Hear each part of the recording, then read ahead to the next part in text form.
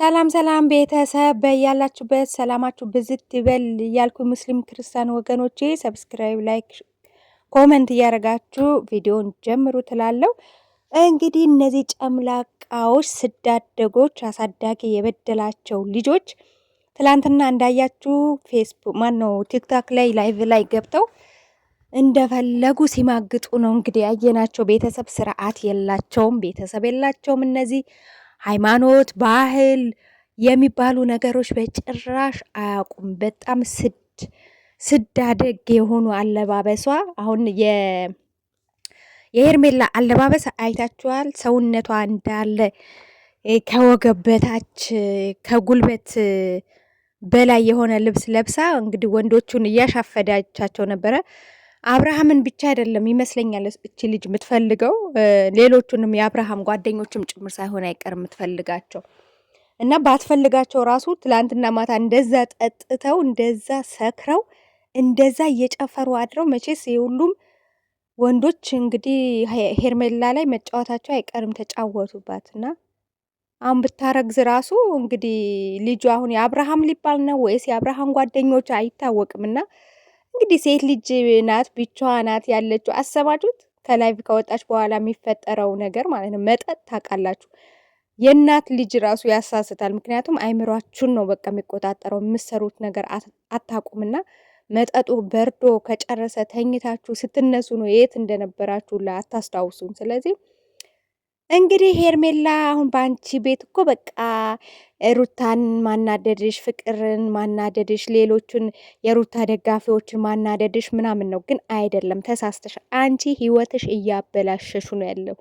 ህይወትሽ የሴትነትሽን አርክሰሽ በቃ እኔ እንጃ ከባህል ከሃይማኖት የወጣ ስርዓት ተመከሽ ተዘከርሽ። አብርሽ ለአንቺ አይሆንም። አብርሽ ለሴት ልጅ አይሆንም። የሴት ሱስ አለበት። እናንተ ቤተሰብ እስቲ ያስተውላችኋል?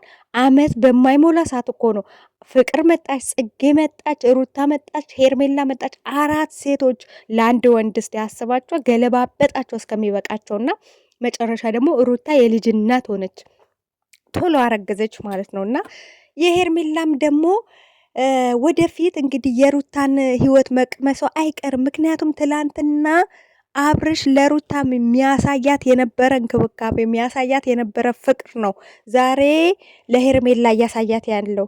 ዛሬ ማን ነው እያለቀሰ ያለው? ሩታ።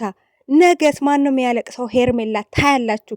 ምን አለች በሉ ቤተሰብ ማለት ነው። እቺ ልጅ የእውነት መጨረሻዋ አያምርም። በቃ በአብርሃም እጅ የወደቀች ሴት መጨረሻዋ አያምርም። ልጁ የሆነ ሰይጣን ዳቢሎስ ልጅ ስለሆነ ማለት ነው። በሴት ህይወት የሚጫወት አንዷ ስትሄድ አንዷ ትመጣለች፣ አንዷ ስትሄድ አንዷ ትመጣለች።